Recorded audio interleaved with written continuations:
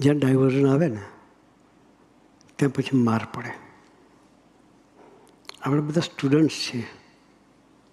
Work while you work, play while you play, that is the way to be happy and gay.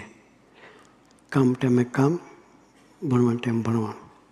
એ ધ્યેય સ્વામીજીએ પોતે રાખીને જીવ્યા છે. કોઈ દિવસ સ્વામીજી ધ્યેય ચૂક્યા નથી.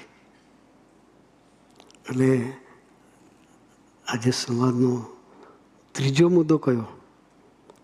એ સ્વામીજીના જીવનનું દર્શન એ આપણા માટે મોટો હોકારો છે. શું છે એ? મોટો હોકારો છે. એટલે સ્વામીજીના જીવનના આવા જે પ્રસંગો છે એને આપણા જીવન સાથે સુસંગત કરવા છે.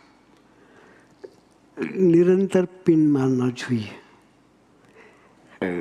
સ્વામીજી ન હોત તો પેલા બેને પિન ચોટી જાત. શું થાત? સ્વામીજી ન હોત તો પિન ચોટી જાત, બંને રખડી જાત. ધ્યેય જુદું હતું અને જુદે રસ્તે જુદે વાળે ચડી જાત.